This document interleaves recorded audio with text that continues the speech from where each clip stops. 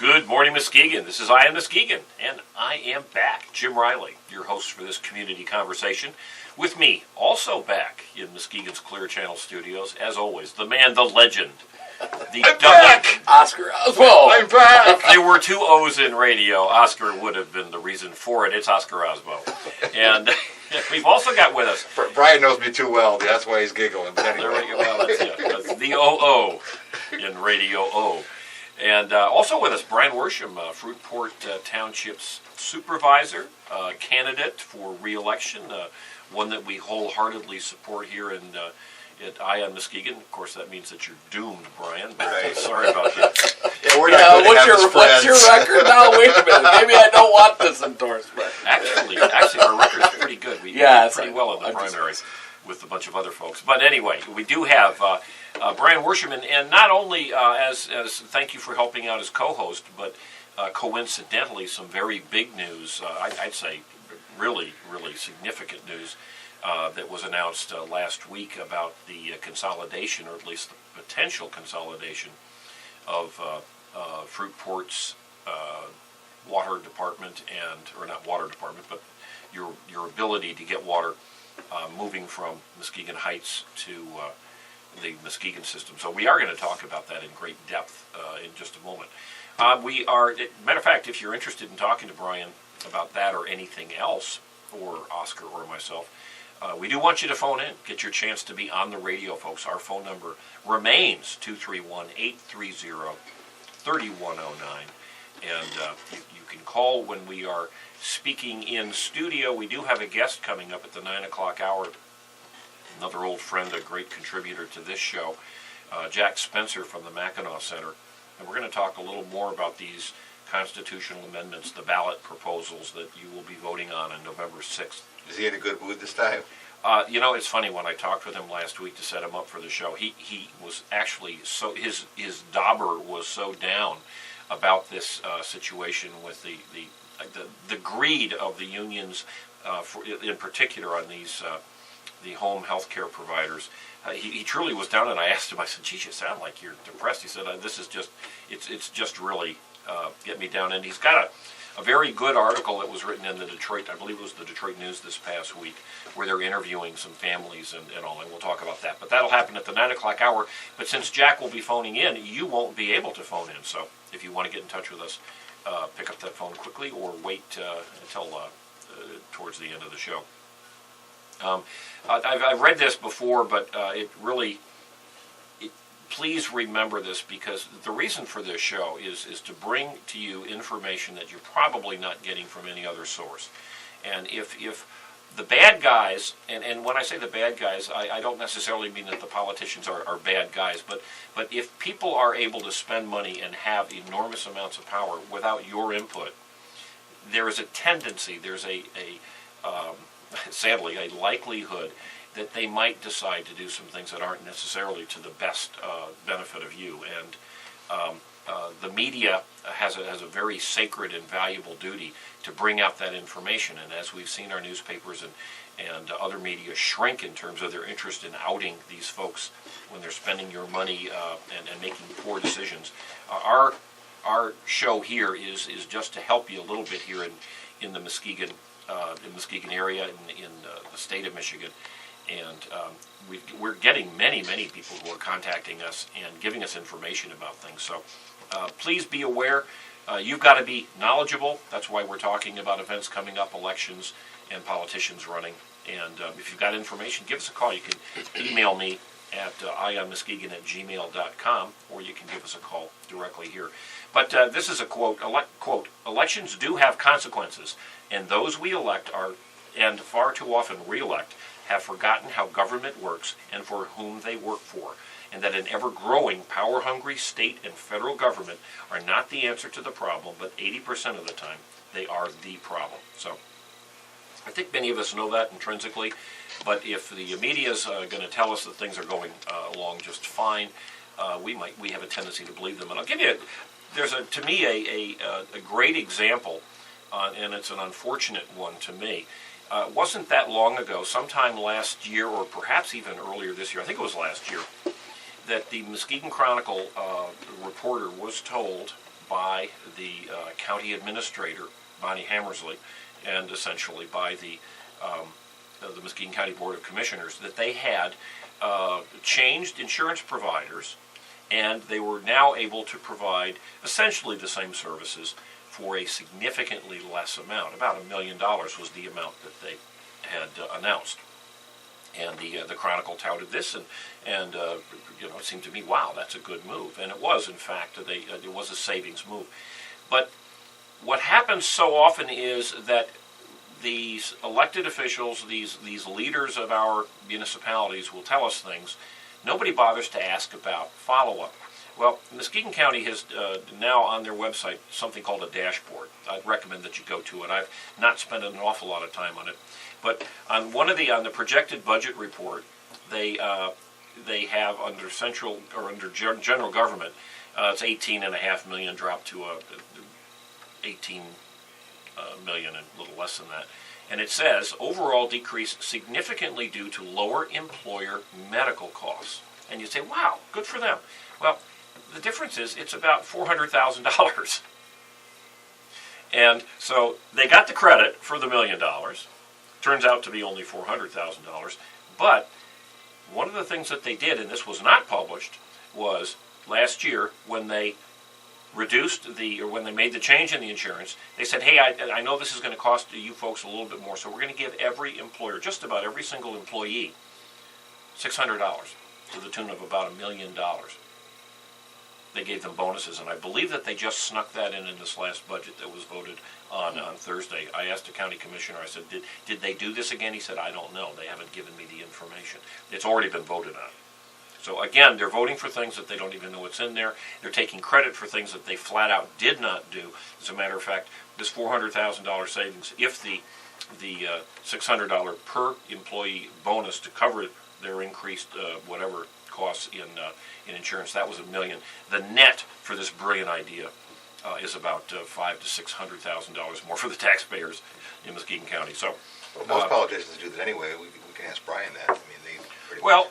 I think here's the difference. We don't have people digging deeply into, in this case, Fruitport Township's finances, but we do have a township supervisor who has the same mindset and wants to make sure that they're doing crossing the T's, dotting the I's, and we know that. And maybe we'll get Brian to talk a little bit about some of that. But we are trying to provide that kind of information. If you've got any insights, obviously we want to hear from you. Hey, on this day in history, this is, I think, a really critically important, it's a moving day. Today is Gold Star Mother's Day. On the last Sunday of September every year, Gold Star mothers are mothers who have lost a son or a daughter in the military.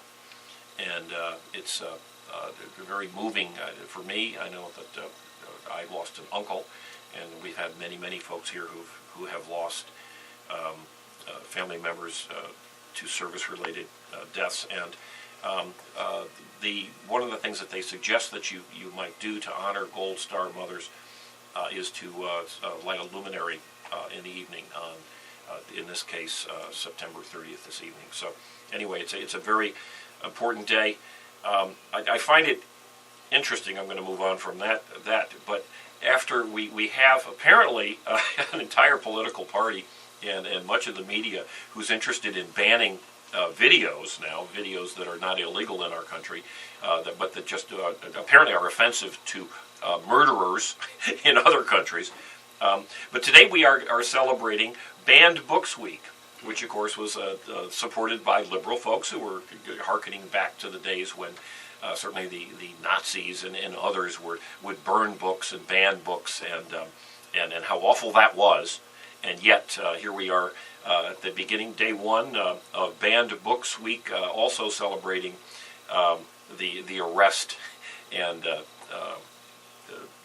of somebody who's made a movie that for whatever reason is unpopular among Democrat politicians and much of the media. So there's your hypocrisy of the morning, I guess, which I don't think is going to end because there's lots of hypocrisy out there.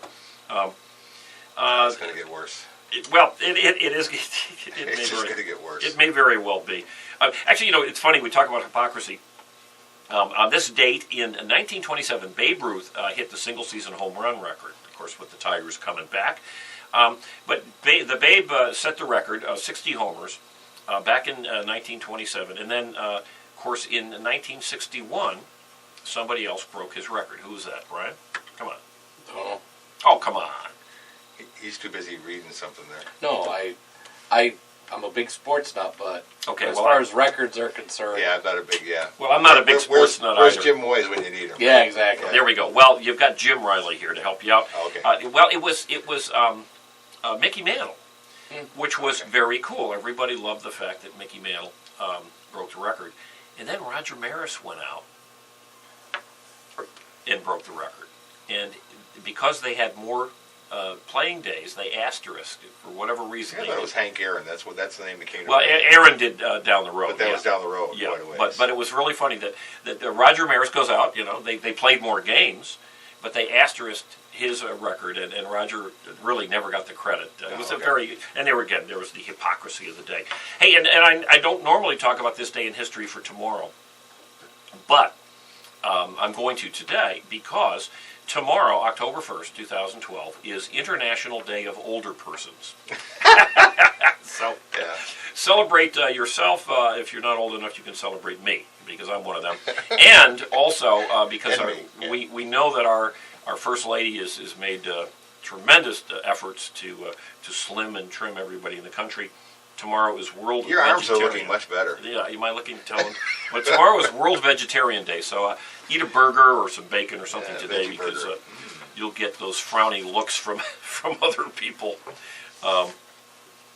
Before I get to Brian's very specific and really breaking news here, I want to mention one other thing, and we sort of touched on it before, but this goes back to the hypocrisy, and it goes back to what I feel is unfortunate that our media is not covering really worthwhile stories.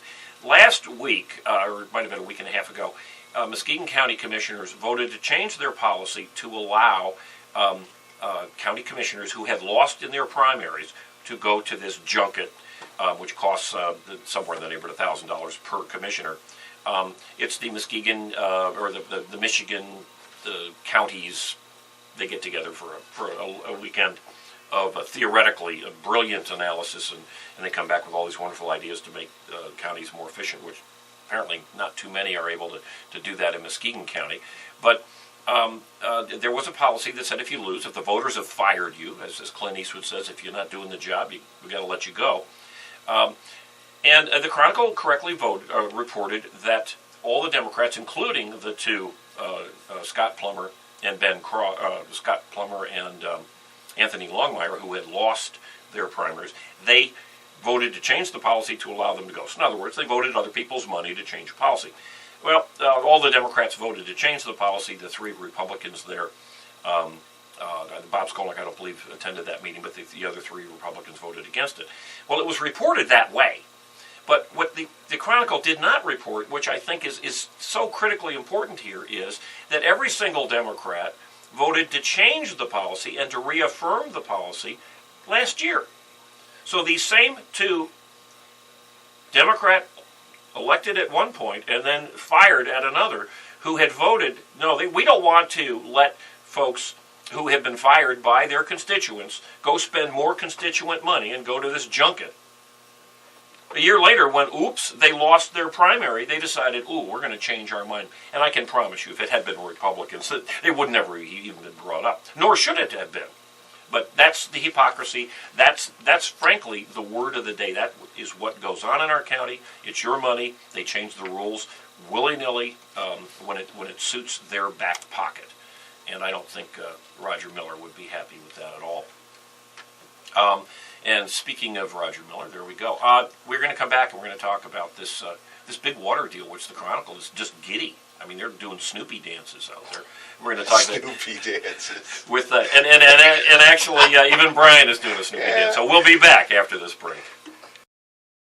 Make a run for the border. Taco Bell is waiting to cook for you. Delicious tacos, nachos, chalupas, gorditas, quesadillas, or try their famous grilled stuffed burrito for only $1.99. Make it a combo for only $3.49. Their large variety includes specialties, combos, supreme salads, and kids' meals. Taco Bell, the best fast food north of the border. So walk in or drive up. Visit all of the Taco Bells in West Michigan. Open Sunday through Thursday, 10 a.m. to 11 p.m. Taco Bell's open Fridays and Saturdays from 10 a.m. until 1 a.m. Bad boys, what you want, what you want, what you gonna do when Sheriff John Brown come for you? Call Bad Boys Bail Bonds. Open 24/7, 365 days a year. Agents statewide and nationwide. We do 10% bonds for less. Call toll free 866-728-6400. And remember, if we can't get you out, you ain't getting out. Payment plans available. Call now, 866-728-6400. Classic Computer Sales and Service. They buy, sell, trade, repair, and upgrade. New custom-built computers, 3-year guarantee, excludes laptops. Or your computer tuned up with more memory, hard drive, or maybe a DVD burner installed for $49.95. Need cables, power supply, or get the computer built the way you want it. You can do it at Classic Computer in their new location, 1921 Apple Avenue, Suite B. Call 773-5957. Classic Computer with hometown quality service. Dadgum government, folks. Quiet. We are Snoopy dancing our way through the break, and among other things. Hey, we're back at He does that well, too, doesn't he? Yes, he does. He's a man of many talents. Yes, yeah, absolutely. And thankfully, because it's radio, you're not able to see many of those talents because they get us kicked off the air.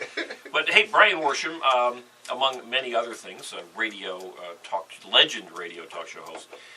He's getting ready to. He's guzzling his Mountain Dew. Yeah, he is. Yeah, he's got that morning dew going.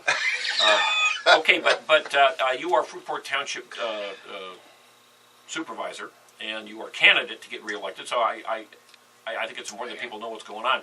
But the big news is that you folks are changing your water situation here. Can you explain that? Yeah. There's basically in the Muskegon metro area, which and the outlying areas of the core of Muskegon County, which would basically be around the city of Muskegon Heights. It wouldn't include Whitehall and Montague, but we all buy water from two water plants, two water sources here. One is owned by the city of Muskegon, one's owned by the city of Muskegon Heights. And there's been a push for a while.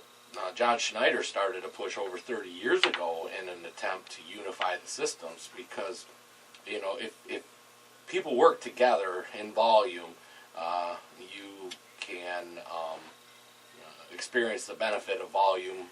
It isn't any different than anything else. You produce by volume, you lower costs. So there's been a push for 30 years to try to bring everybody together in a unified way.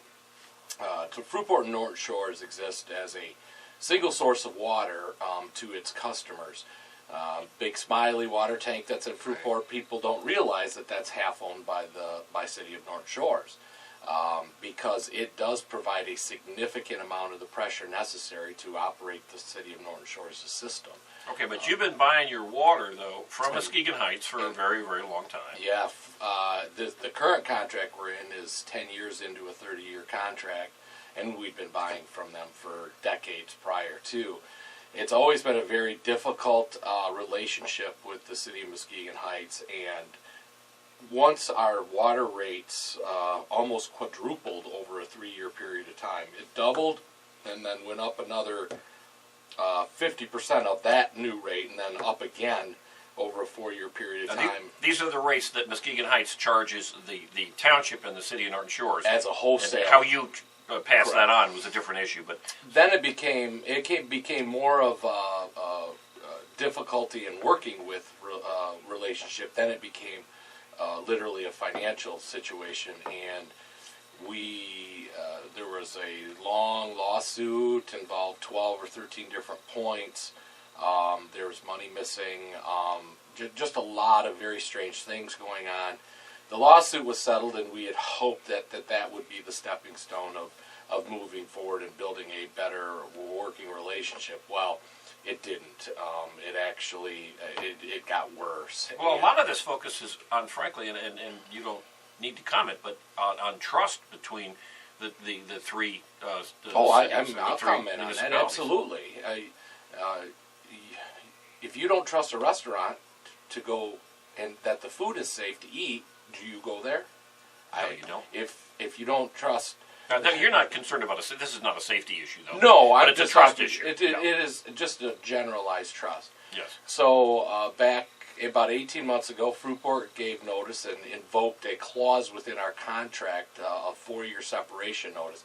Now, what people don't really understand is that 4-year notice was a contract termination clause. Didn't mean that we were necessarily leaving the city of Muskegon Heights as far as a water provider. It simply was a termination of the contract, which then meant we had to start finding a new contract for water. So then we began a process in attempting to communicate with the Heights to renegotiate the existing contract and withdraw the clause, start up the design of a brand new long-term contract. We made dozens and dozens of attempts to communicate with them. They refused. They absolutely refused to even communicate with us. Their leadership. We did finally get some staffing communication going on, and they went through a short process of, this is kind of what we need, and everything came back. Nope. I mean, just absolute flat out no. And most of the stuff we were asking for was standard accounting principles that are applied everywhere in the world. And okay, so you've this has been going on for a long time, and we're running a little out of time, and we will after we speak with Jack Spencer come back. All right. Bottom line is that fell apart. We looked at a new plant, and we looked at the other water source. And over the past several months, Fruitport North Shores and the city of Muskegon, through relationship building, have developed a contract to provide a unified water system across Muskegon County that should lower rates and provide rate stabilization for the next several decades. And it is an absolute outstanding step in cooperation and collaboration here in Muskegon County. And it's an outstanding step in the right direction, and we could be more excited about it. Let me just jump on this, and I'd like to come back afterwards, because not to take away from the concept of the scale and isn't it wonderful we're all collaborating and all this kind of stuff, but this wouldn't happen. Your opportunity with that Norton Shores and Fruitport Township would not be available if there wasn't competition, and I do worry. Now, the good news is you had, because there was competition, you had one good management and one bad management, and hopefully that would continue, the good management, or the relatively good management, would continue from Muskegon. But again, if competition is generally good, and it allows for people who are unhappy with that restaurant or that grocery store to go to another one, there is a huge downside to collaboration when you only have the one, and... After the top of the hour guest, bring that back up, because there's a unique situation when it comes to enterprise funds like water or sewer systems, and I could talk about that. Oh, good. And show you how it does truly work. And we're going to continue. We will be able to continue the Snoopy dance then with grand news. And actually, we'll probably need some upbeat, because after talking with Jack Spencer and getting the information on some of these proposals coming up, we're going to need to be happy. We'll be back after the break. Bad boys, what you want, what you want, what you gonna do when Sherry John Brown come for you? Call Bad Boys Bail Bonds. Open 24/7, 365 days a year. Agents statewide and nationwide. We do 10% bonds for less. Call toll free 866-728-6400. And remember, if we can't get you out, you ain't getting out. Payment plans available. Call now 866-728-6400. Classic Computer Sales and Service. They buy, sell, trade, repair, and upgrade. New custom-built computers, 3-year guarantee, excludes laptops, or your computer tuned up with more memory, hard drive, or maybe a DVD burner installed for $49.95. Need cables, power supply, or get the computer built the way you want it? You can do it at Classic Computer. Computer in their new location, 1921 Apple Avenue, Suite B. Call 773-5957. Classic Computer with hometown quality service. Make a run for the border. Taco Bell is waiting to cook for you. Delicious tacos, nachos, chalupas, gorditas, quesadillas, or try their famous grilled stuffed burrito for only $1.99. Make it a combo for only $3.49. Their large variety includes specialties, combos, supreme, salads, and kids' meals. Taco Bell, the best fast food north of the border. So walk in or drive up. Visit all of the Taco Bells in West Michigan. Open Sunday through Thursday, 10 a.m. to 11 p.m. Taco Bell's open Fridays and Saturdays from 10 a.m. until 1 a.m. And we are back at On Muskegon, Muskegon's #1 rated political investigation show. I guess that's what we're going to call it today. Ooh, sounds like a CSI kind of thing. Well, it is sort of CSI. I mean, let's face it. The body, we've seen the body, and it resides at the county building. We can have Brian do the Snoopy dance and the whole thing. Yeah, we got Snoopy dance. Yeah, we were. We've got with us Jack Spencer, who is the Capital Affairs Specialist for the Muskegon Capital Confidential, which is under the aegis of the Mackinac Center. Good morning, Jack. Good morning. I think you said Muskegon Capital Confidential. But Yeah. It's a Michigan. Uh-oh. Is there any way we can put this all on tape delay and fix my gaffes before they get out? No. You would have told me before. I could have put it on tape. There we go. Okay. Well, anyway. Thank you for correcting me. Yes, it is Michigan Capital Confidential. And the reason, Jack, we're talking about Snoopy Dance is that we have in Muskegon County 2 providers of water for the various municipalities, Muskegon Heights and the city of Muskegon. And Brian Worsham is the township, Fruitport Township supervisor, and he, along with some others, are making a very significant change from Muskegon Heights, who had provided their water to the city of Muskegon, and the local newspaper and all of the consolidators and collaborators are just giddy and dancing the Snoopy dance and just having a wonderful time because they love the concept of single source efficiency that certainly the Soviet Union so wonderfully proved works out so wonderfully well. But then we actually, in this case, I think this is a good move. But anyway, that's not what we're talking to Jack Spencer about. But actually, I guess we sort of are talking about single source stuff because some of these ballot initiatives that are coming up in November will reduce choices for a lot of folks. And Jack, let's start off with the one that I know that keeps you up at night and makes you grumpy, and that is the proposal, which is actually a constitutional amendment that seems to me to be a wonderful idea. It's gonna give home health care providers higher standards. It's going to provide better care for the people who are in need of care, and it will allow what is a God-given right, certainly in Michigan, a God-given right for collective bargaining for public employees. So what's wrong with this? you're talking about Proposal 4, I believe? You might view it differently, but yes, it is Proposal 4, which according to the ballot initiative page that I'm looking at, it says would give home health care providers limited collective bargaining rights.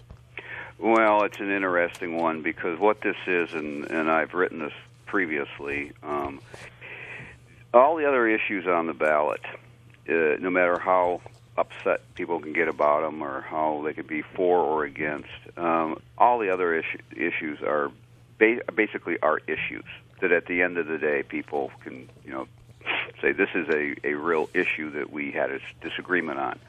Proposal 4 is a scam. It's a continuation of a scam that was perpetrated 7 years ago to bring the union, SEIU, money out of what they call home health care workers. It's people in the home health program, which has been around for 31 years, to allow the union to get dues out of their Medicaid checks. The legislature became aware of it. Finally, a couple years ago, they tried to get rid of it in 2011. The union proceeded to actually pay money to the dummy employer used in the scam to keep it going, and then this year they just plain passed a law to outlaw it, and the governor signed it. So this is one where, again, as a reporter, my main concern is, do people know what these things are. If they know what they are and they still vote for them, there's a certain level there where you say, okay, hey, if they knew it and this is what they wanted, fine. But people should understand collective bargaining. There's no collective bargaining. If you understand the scam, it's a collective bargaining agreement that would say, Jack Spencer gets money from Mackinac Center. That's who he works for. But I have a collective bargaining agreement with Jim Riley. Ooh, so I would get checks. I like that. Yeah, and so I sit there, and you and I are going to collective bargain. We have nothing collective bargaining about because you don't control anything. You have no power over what my paycheck is, and that's part of the scam. But there's literally a phony collective bargaining agreement that all starts with the dummy employer that was made up, that was put in place for all of these people across the state. All of this was done with the news media frozen out back in 2005. And it's amazing. They've gotten away with this for 7 years. Let me ask you this, Jack. An argument might be that, okay, I'm in this union, and maybe I mistakenly didn't vote last time around, but every so often we get a chance to vote again if we want to stay in the union, right? Don't these folks have an opportunity to get out of this scam?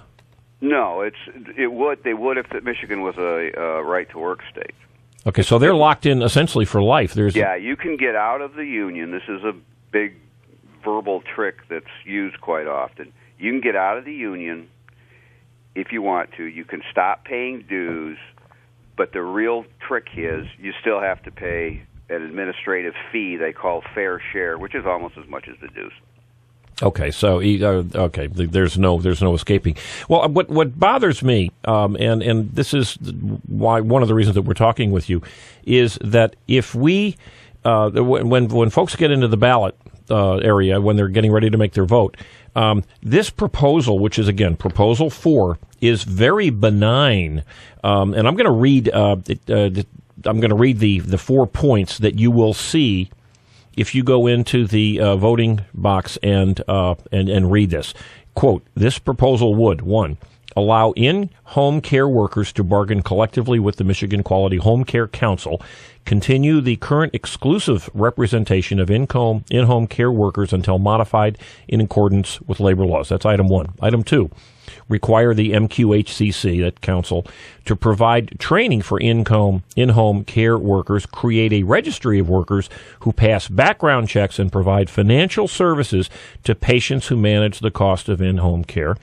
3, preserve patients' rights to hire in-home care workers who are not referred from this registry, who are bargaining unit members. And 4, authorize the Michigan Quality Home Care Council to set minimum compensation standards in terms and conditions of employment. That sounds pretty good if you don't don't have any sense of the background. Well, this is the point. I would argue that Proposal 2 and Proposal 4 bother me an awful lot in terms from a reporter's viewpoint of, are people going to understand what they're voting on? Yeah. And that's the thing, again, if people understand it and however they vote, at least they understood it. And 2 and 4, I think, are the ones where you can make a pretty good argument that people, I don't think they even begin. I listened to a radio show here in Lansing a couple of days ago where they're talking about Proposal 4, and I think the radio announcer, frankly, was really trying to make an honest effort to represent this. And it's almost impossible to unless you understand it. You don't know what to ask. You talk about collective bargaining being part of it. Well, you have to have followed the scam to understand that no, there's nobody the union can collective bargain with. Let me just give my little snapshot of this again, because I don't think we can tell the story too many times, because as you say, it is complicated. But essentially what happened was the unions got together with the Granholm administration some years back and sent out a postcard to people who were getting Medicaid, I believe it was, and in order to provide in-home health care, usually almost exclusively to family members.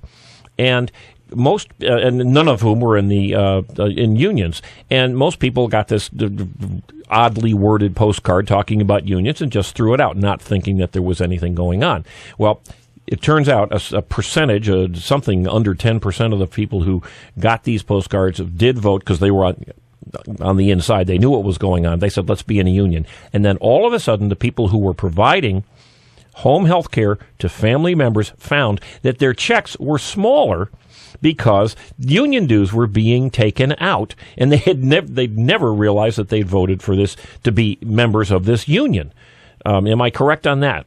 Yes, you're right about that. And I would make the argument, well, first of all, that's a thumbnail portrait because we still have the problem whether a third of these people ever even received this postcard you're talking about. Oh, yeah, that's true. That was a scam to begin with. Part of the incredible way this played out. But the thing is, if you're a reporter and you don't know what this is, what's going on here, you hear that, you understand it, you then turn around and talk to the other side, and the other side says, well, these people have received 3 pay increases since this happened. Well, if you don't understand it, you don't know how to counter that because you haven't followed it. Well, that's new to me. Tell me about the 3 pay increases that theoretically they got. Well, I think if you check with welfare recipients or anybody else, there have been increases over a period of time. It has nothing to do with this, but you see how they word it? I see. They have received 3 pay increases since this happened. They had nothing to do with any union contract. They had to do with the fact that the checks coming from the federal government just went up. Well, 2 of them had to do with minimum wage increases, and the other one had to do with Jennifer Granholm. Okay, all right. So in other words, they had nothing to do with it. I want to touch base on this because there was a very good article in the Detroit News, and unfortunately, I don't have the date on it, but I think it was in the past week. But it talks. They interview you, and they talk about this a gentleman who is a in-home health care provider. Name is Stephen Glossop. And I'm going to just read a couple of sentences from this. It said, Stephen Glossop moved back in with his mom, Linda, 4 years ago after she had a stroke when she was recovering from heart surgery. She needed constant care, and he decided to move back in. The Glossops, apparently he and his wife moved back, by virtue of getting Medicaid money from the state, are members of the SEIU, thanks to a unionization scheme orchestrated in 2005 under Jennifer Granholm. Quote, this is from Mr. Glossop, who's the gentleman who's on the front line. He is the gentleman who's providing the home health care to his mother. Quote, this whole thing just gets me. It's hard to believe the union could get away with something like this. The union can't do anything about things like working conditions. They have no idea what goes on inside our house each day. I'd say the biggest effect that being in this union has had on me is them taking money from our checks. To me, it's just thievery. And that seems to me to tell the story even far better than anybody else, because here's somebody who's actually been forced into this scam union and is actually having less money. Matter of fact, the amount that have been taken from these people who are providing this service, again, to mostly family members, it's well over $30 million that have been taken out of their pockets and given to the SEIU union, and they have mostly given it to Democrat politicians to continue the scam. Am I right on that? Yeah, how it works is with any union, and you have to study this a little bit to find out, but with any of these unions like SEIU, the local union collects. They're heading toward $32 million on this right now. Oh, gosh. The local union collects, and then they have to pay dues. The union has to turn around. The local union has to turn around and pay dues to the National Union Center in D.C. So they have to turn around and give about $7 out of every 11 to the big union back in D.C. who spends it however they want to.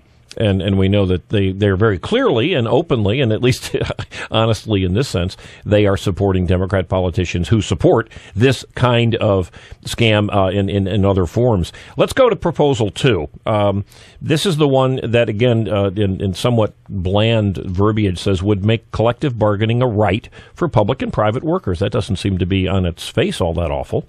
If you end it right there, then I think it would be what the proponents of it say it is. But it goes on.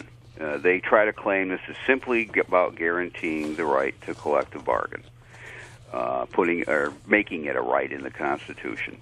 Unfortunately, or however you want to look at it, the proposal language does not end there. The rest of the language, number one, it sounds fairly benign, but what it does is it basically locks in all kinds of previous contract agreements that have been made over the years into the Constitution. For instance, they passed a law last year at the state legislature saying that when teachers are laid off, the schools have the right to base the layoff, who does and doesn't get laid off, based on the teacher's performance. Well, this is something the unions have been against for a long time, and it had written in contracts that it was strictly on union seniority. And I think the question is, those kinds of things, you put them on the ballot. I think the question of can you lay teachers off and consider their performance first as to who does and doesn't get laid off. I suspect there's a good chance people would vote in favor of that. But you don't see those kinds of things anywhere in the ballot language. Well, as a matter of fact, let me read the ballot language on that particular issue. It says, override state laws that regulate hours and conditions of employment to the extent that those laws conflict with collective bargaining agreements. So in other words, if in fact the state says, we've got to fix this because we're losing, as we continue to lose the jobs and businesses, we're going to fix this with elected state legislators. They're not going to be able to do it. There's also another part in there that sort of goes along with it. It says invalidate existing or future state or local laws that limit the ability to join unions and bargain collectively. So in other words, if there's any laws that change, this is in the Constitution. This means that we will never have the opportunity to be a right-to-work state, to even have our legislators vote on it. Is that correct? Exactly. And again, right to work, this is the thing where you can get out and not have to pay union fees. You can get out of a union if you want to and not have to pay union fees, which is what would make the state a right-to-work state. That's not a choice, right? Right now. Isn't that choice? Don't many of our friends on the left say that they're all for choice? Well, all I can tell you is that you're not going to be able to do it if this passes. And again, the problem I have as a reporter is, do voters know that? If voters want that, fine. But the problem is, we know with the polling that if right to work was put on the ballot, there's a very good chance it would pass. And yet, here is a proposal that people are going to be voting on, and there's nowhere in there for them to know that this would basically preempt Michigan from ever becoming a right-to-work state. Yeah, let me clarify that a little bit, just to say it in a different way. If the legislators and the governor agreed to vote on and pass the right-to-work law, they couldn't, because the Constitution prohibits their voting on that. So I can see that many politicians, many of our state reps and state senators, Republicans included, would be very happy to have this constitutional amendment, because that would then keep them from having to make what might be a painful vote, right? You could make that argument, but at the end of the day, the best way to describe it is it gives union bosses a veto over anything in this area, collective bargaining or anything else that the legislature or the governor wants to do. They have a final veto. It turns the Constitution into a great big collective bargaining contract. Yeah, and it certainly would not be welcomed by business owners and people thinking about moving or expanding their businesses in the state of Michigan, would it? I would think that that's going to make it rather problematic. It's you try to envision what the state would be like with this, and you could make the argument that it means basically the state just stays the way it's been for the last 30 years, because they're locking in all these agreements that have been made to the advantage of the union for the past 30 years. And again, this is not simply a law. This is not a proposal. This is a constitutional amendment to our state constitution. One of the other items, again, you'll see this if you go online to look at your ballot. You'll see it in the ballot box, but the final one, it says it defines, quote, define employer as a person or entity employing one or more employees. So in theory, if you have one employee, that employee could say, hey, I want to be in a union, and you're going to have to negotiate with me. Is that correct? Yeah, you wonder why they put that in there. They want to include, obviously, you're talking about a lot of small businesses being affected by this, I would think. Well, it doesn't even say businesses. I mean, theoretically, if you hired a kid to rake the lawn on a regular basis, or to mow the lawn twice a week, or every other week, in theory, the kid could come to you and say, "Hey, here's the deal." Anyway, like you say, Jim, don't give him more ideas, okay? There you go. Right. Well, he gets his lawn cut twice a week, so that's pretty good. You're a big spender. Actually, I looked at Oscar's face because he's thinking of unionizing right here. That's right. Here you go.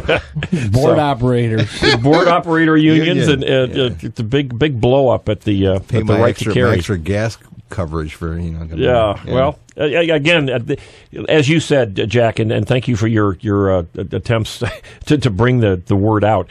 They are so wonderfully written and so attractively written that the average person, unless they get a little sense of context, isn't going to know what's going on. And of course, if you've seen the ads, the one that got me was. There was a sheriff, must have been a county sheriff, a nice-looking guy, in one of the ads for the home health care scam. These are really good ads that are written in favor of at least I believe the most onerous and despicable of these proposals. Let's talk about another one, because you and I kind of disagree on this one, which is great. Which is Proposal 5, which would would require an increase in state taxes to be supported by 2/3 of the majority in the legislature, or a statewide vote. What seems to me that's a good idea. Well, I don't know whether it's a good idea or a bad idea, but I can tell you that my perception of it, having covered the legislature closely here in Lansing, is I'm not convinced it's going to make a lot of impact. It has nothing to do whether you vote yes or no on it.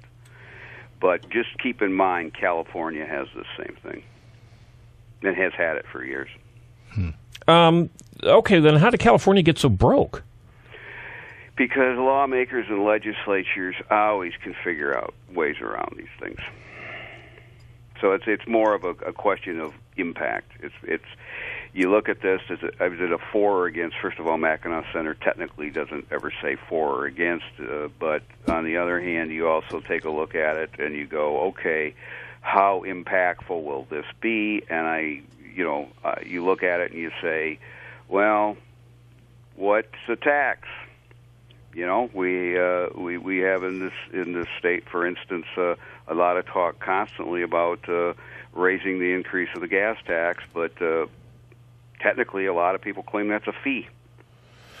Okay. What would be defined by a tax or as a tax? Well, there is some talk about raising the state sales tax, which by definition is a tax. And many of us are saying, well, I don't really want a state sales tax increase. I would like I'd like to see that you have to have 2/3 of the elected representatives to vote for that. That seems to me to be a good idea. If you don't like more taxes, if you don't like more taxes, I think that's kind of what I'm saying. It's fairly obvious if you are going to tend to like this that it's for people who don't want more taxes. Well, but more likely would look at it. Don't most people in the state, at least the taxpayers, don't most people in the state say, look, why, I'm not for more taxes. Oh, yeah. I mean, the voters and the citizens have been kind of loud about that. Yeah, and it's just, there's no reason, I'm not saying vote yes or no on it, but what I'm saying is, if you're expecting it to have this massive impact, I think you may be disappointed. Oh, okay. All right. But do you see any significant downside on this? The one part that has been argued is that if this had been the situation with, for instance, Reagan's tax cut in the early 80s, it's arguable that he might not have been able to do it. That's interesting. Okay. You got to remember, it was overall a big tax cut, but it included rearranging the taxes, which meant some went up. Oh, so if you had an omnibus bill that overall reduced reduced taxes in a variety of ways, but one portion of it increased taxes, then that entire bill would require 2/3?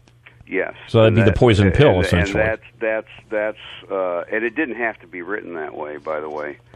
But again, I don't necessarily subscribe completely to that because, as you can tell, I believe the legislature largely could get around it anyway. Okay, all right. So you don't see it would be awful. You don't see it would be great. Vote on it if that's what you want. This particular proposal is also a constitutional amendment, is it not? Yeah, and I will say this, out of all of these proposals, it is the one that you could argue at least it's the kind of thing you would put in a constitution. Okay. All right, and I would agree. Now, right off the top of my head, I don't know, but I believe 5 of the 6 are constitutional amendments and 1 is not. Am I right on that? Yeah, well, you're talking about the emergency manager, number 1. Okay, and that is not a constitutional amendment. Yeah, and that really brings up a funny situation because it's a referendum, which means what you vote on when you go to vote on it is exactly the legislation that the legislature voted on.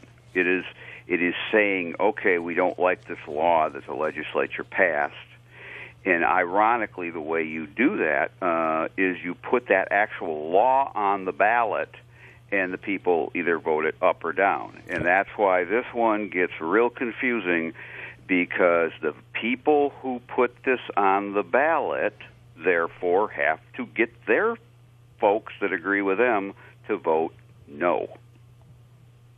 Okay. Is that upside down enough for you? Okay, but yes, it is. And even I am looking at the ballot verbiage right now.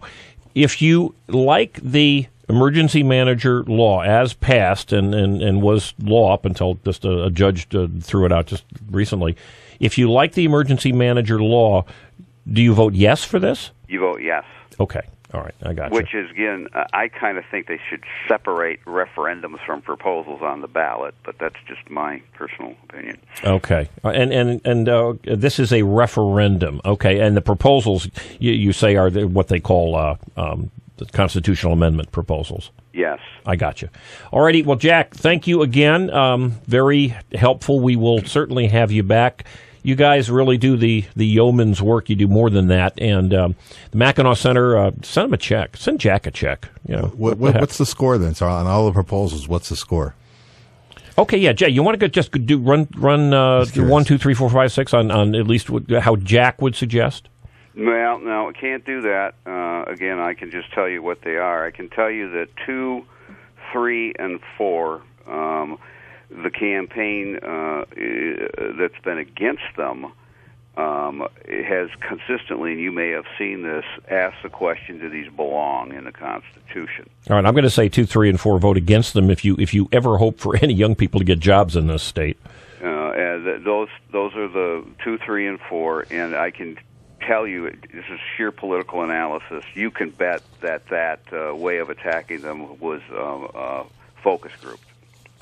Okay, yeah, you mean the way they were written and advertised and everything else? Yeah, the way that the group that's against those proposals. Okay, that's they're, okay. They're not just, people may scratch their head and say, why are they going at it that way? Well, that's what they found. They with focus groups was the most effective. All right, so you've got 2, 3, and 4. You suggest, and I would, well, you don't suggest, but I'm going to suggest that they would make running a business much more expensive and much more challenging. Proposal 1, you say, hey, if you like the emergency managers, vote yes. If you don't, vote no. Yeah, if you can understand that's going to be crazy. I think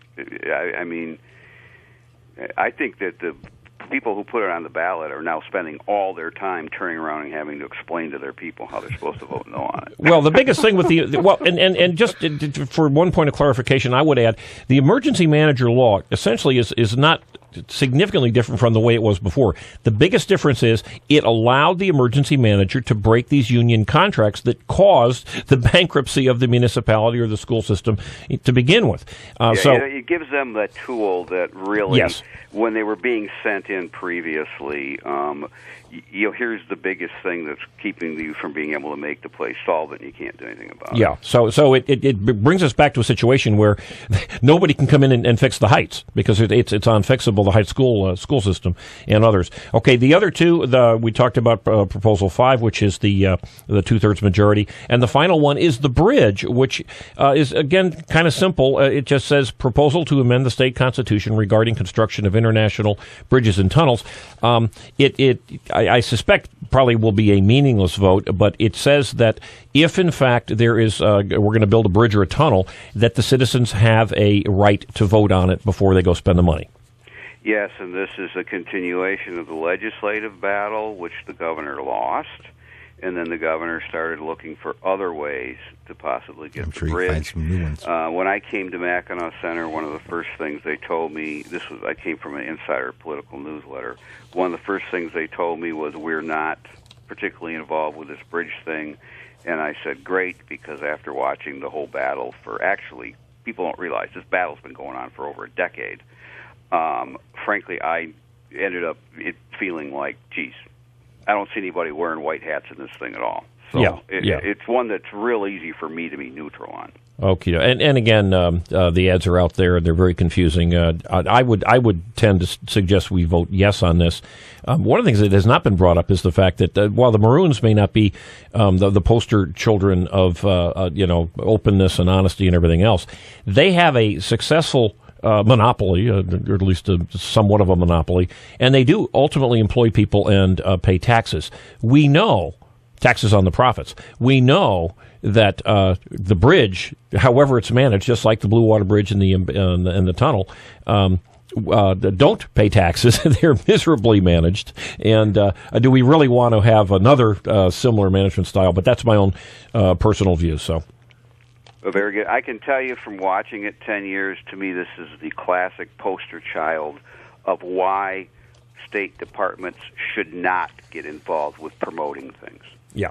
They started promoting it back in 2001, I think, before Governor Engler had even left, and they just made it so difficult for lawmakers coming in afterward to ever look at their numbers and say that these are credible numbers, because when you've been actively advertising something, how can you believe the advertiser?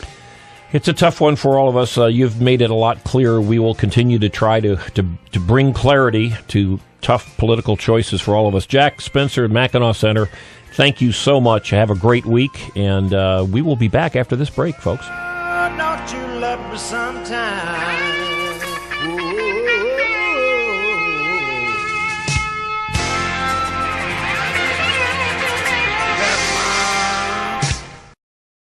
Make a run for the border. Taco Bell is waiting to cook for you. Delicious tacos, nachos, chalupas, gorditas, quesadillas, or try their famous grilled stuffed burrito for only $1.99. Make it a combo for only $3.49. Their large variety includes specialties, combos, supreme salads, and kids' meals.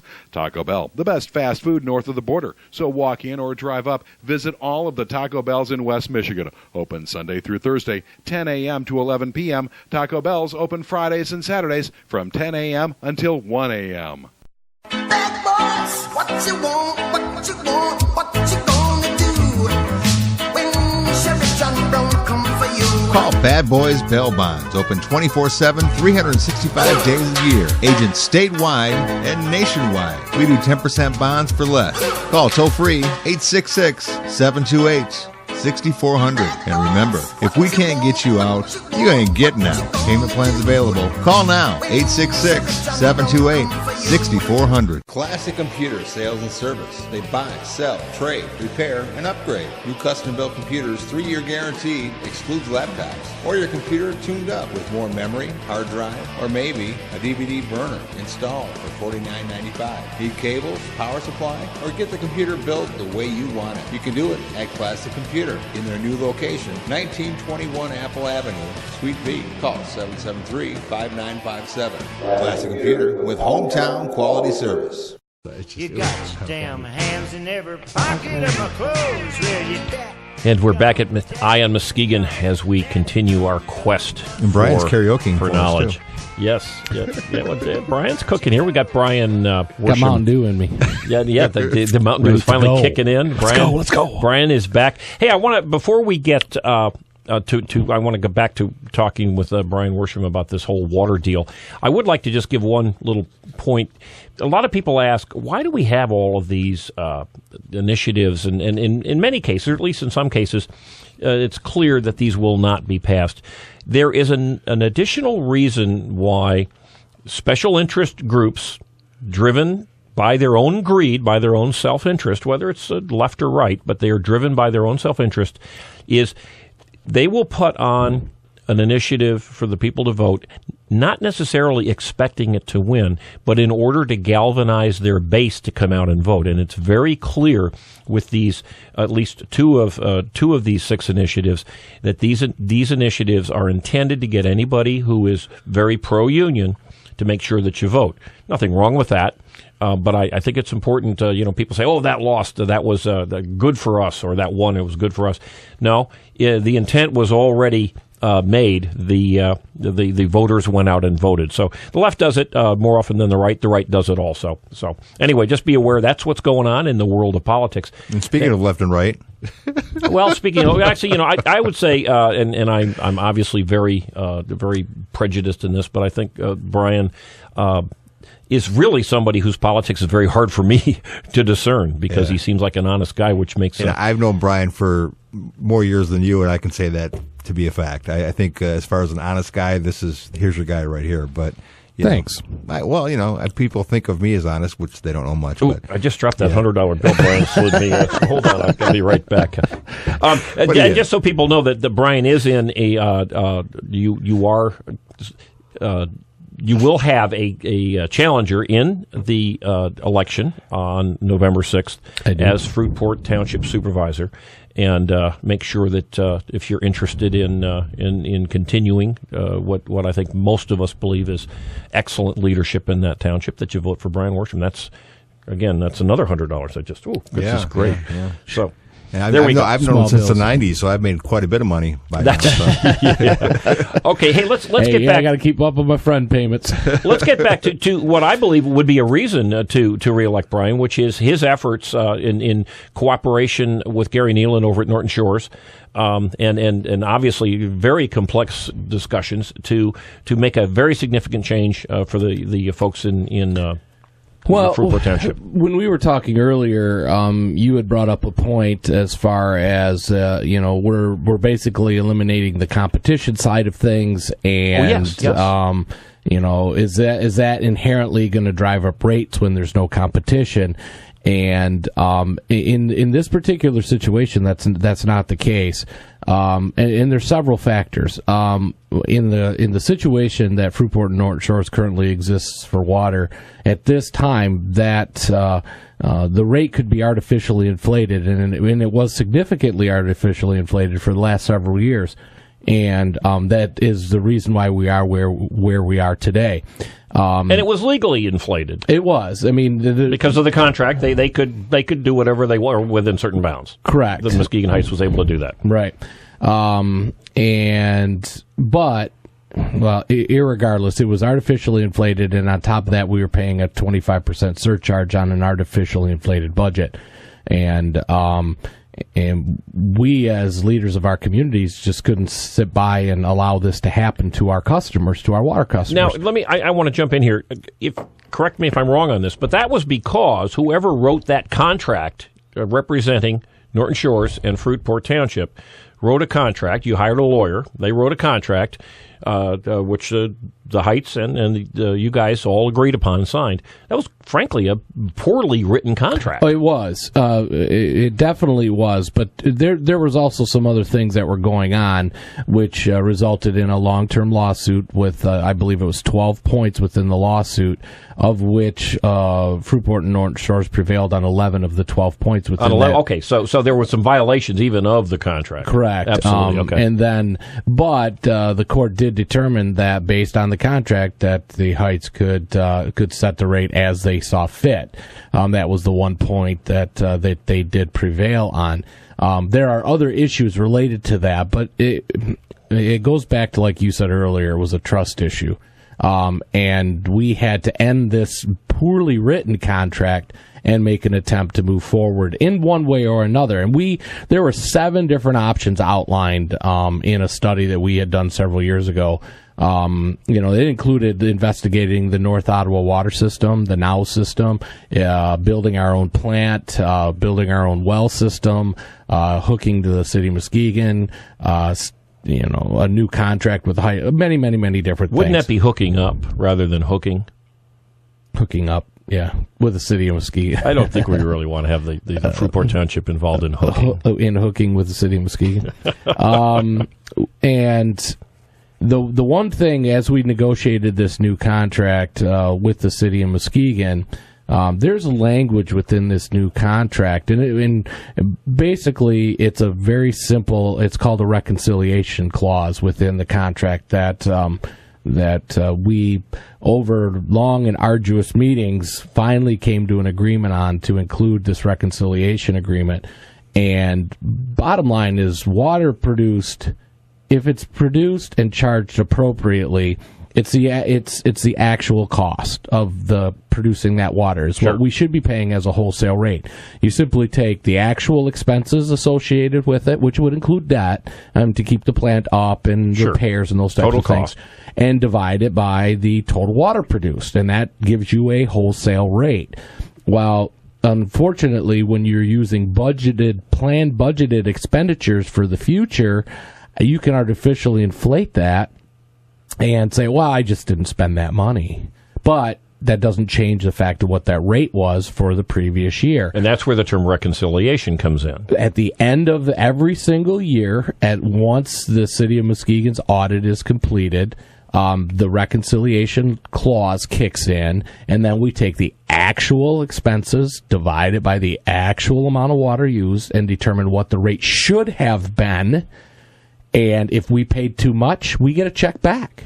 If we pay too little, we have to write a check to the city of Muskegon. It makes everybody perfectly whole at the end of every single year. Now let's compare this. Let's compare this with what you had, or at least currently have here with Muskegon Heights. Sure. You did not have this ability to do reconciliation. No, and I'll give you an example. The rate went from 41.6 cents to 82.6 cents to 93.6 cents to $1.42 even cents over a 3-year period of time. We went from 41 to $1.42 over 3 years. They artificially inflate their capital improvement budget by over one. They put in their $1.2 million of capital improvements, and they only spend $300,000 last year. Okay. So there's an artificial inflation of $1 million in that budget that we have to pay a rate on, which is about 40 cents. On top of that, we have a 25% administrative surcharge that's added to our wholesale rate. So on that, which is paid to Muskegon Heights, which is paid directly to Muskegon Heights, which they can do whatever they would choose to do with it. That doesn't have to stay into the fund. The $1 million is supposed to stay in the water supply fund. But the 25% surcharge, they can do what they want. Well, if you think about it, if you charged me $1 million and then didn't spend it, I also have to pay $250,000 into your general fund on money you never spent. Okay. So it's poor language. And we didn't have a choice but to initiate a clause to get out of that contract. And again, the time clock that I started back 18 months ago wasn't a separation from the Heights. It was a termination of the existing contract, which left open the opportunity for us to renegotiate the contract with the city of Muskegon Heights. But they have been totally unwilling to even sit at the table with us. There's been, apparently they just don't want to be customers of ours. We give them, we'd agree to something, and then they change to something else.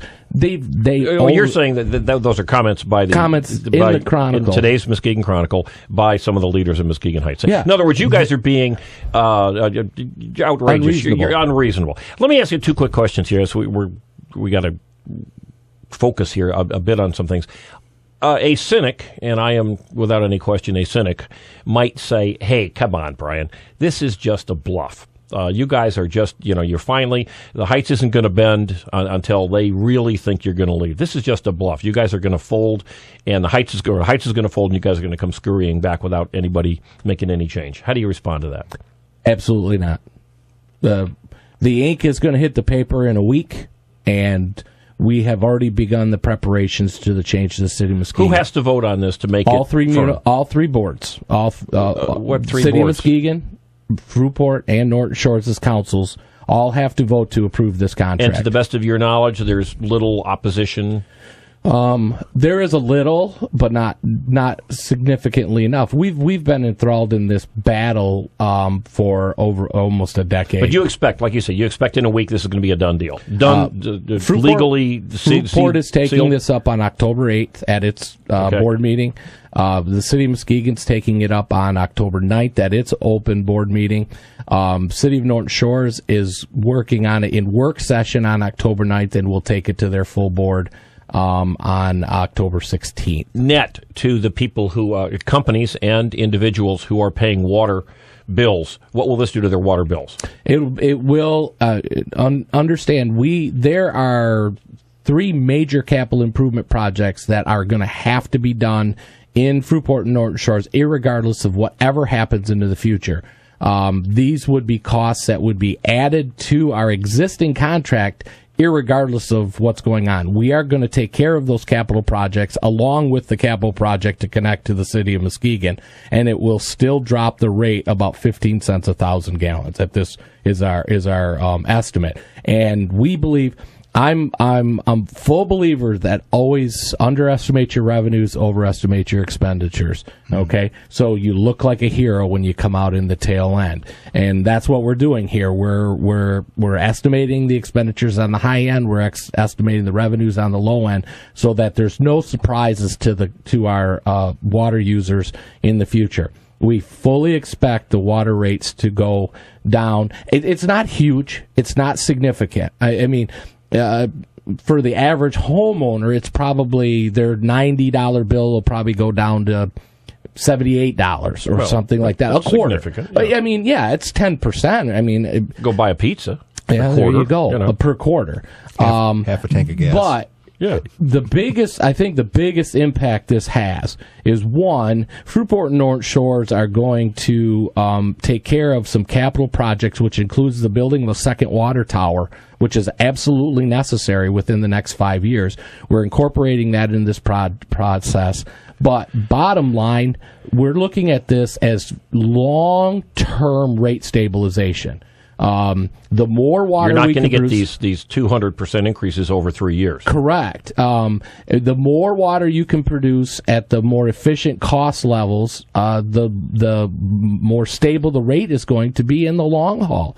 And this will include a cost, a decrease in the water cost for our customers. It will once it's completed. And this should have an impact on the City of Muskegon's other customers, like Muskegon Township, North Muskegon, Dalton. The economies of scale. The economies of scale should be applied out. How the City of Muskegon deals with the increase in the flows and how that impacts the other customers, I don't know. But again, we're back to the economy of scale here. This isn't a contract, that Fruitport and Norton Shores is. This is great for us. This is great for every water customer that's hooked up to this system for today, for tomorrow, and for the next 30 years as far as this contract is concerned. A couple other questions. And number one, an observation which I really like, and I certainly hope the Muskegon Chronicle, who is giving it front page attention today, that you're making promises and you are saying, hey, check us out. It's one thing to have people say, this is what's going to happen. I certainly hope that the Chronicle, unlike what they've been doing with many of the promises by the county government and some of the other governments, they will hold your feet to the fire and review it and tell us how that all worked out. Absolutely. Let me ask you this, though. There's another problem. As people know, the city of Muskegon Heights has had some very serious and continuing financial problems. What are they going to do with this system they've got? What's going to happen? I have a very simple answer to that question. We've tried. We've bent over backwards. We've extended the olive branch. We've worked so hard into trying to work with them, and they've absolutely refused. We had no choice but to do what's in the best interest of Fruitport citizens, Norton Shore citizens, and the system as a whole. And by joining the City of Muskegon, that was the best move, I think, for every citizen in Muskegon County that utilizes the water system. Now it's up to Muskegon Heights to step up to the plate and do what's right for their people. And that's going to require a communication and a negotiation between the city of Muskegon Heights and the city. But can that system survive just on the Heights? I mean, it would seem to me the bankruptcy is going to be coming down the road, and maybe a need for an emergency manager. Yeah, I'm not in a position to answer that question. All righty. Look, we've got to move on to a few other things, and thank you. We're going to have you back, of course, in the future. Hey, the one thing I would like to very strongly recommend, and knowledge is power, the ballot coming up in November is going to be, as I've been told by County Clerk Nancy Waters, it is going to be 2 pages front and back in some instances. These election... In Fruitport it is. The ballot initiatives are very voluminous. If you have not done your homework, you're going to spend a lot of time reading in there. I believe the lines are going to be very long. I'm going to strongly recommend not just that you do your homework. I'm going to recommend that you vote absentee ballot in this election. Don't vote as soon as you get the ballot. Wait till the week before to either deliver or mail in your ballot. But the lines are going to be very long. You do not want to have done your homework, get to the ballot area and find out that, oh my golly, it's really too long. I'm just going to go home and take care of my family. So do your homework on that. And the way to do that is to call your municipality. Again, I'll be at Carmen's this week, Thursday only, from 2:30 or from 2 to 3:15, and we are always interested in talking with you about county politics, city. We'll even talk about some of the things that Brian talked about here. Township. Don't forget the township stuff. Don't forget we do post the full audio of the show on onmuskegon.com on Sunday afternoons. Oscar gets us the video of the show. Typically comes up Monday-ish. Thanks again, Oscar, Brian, the Mackinac Center for providing all the background information, then Jack Spencer. Hey, next week we're going to talk about something that's dear to my heart. We're going to get into the photo ID wars. Is it really racist to ask an American to provide proof that they are an American citizen in order for them to vote? The Democrat Party pretty much says it is. If you demand that you are, in fact, a racist, our governor seems to agree with that also. So next week we'll get on to that. Listen to us on the web, and folks, you have a great week in our little piece of heaven. Next week, we'll put the eye on you, Muskegon. I get in my clothes where you dat-gum government. Oh, don't you know? Oh, don't you love him sometimes?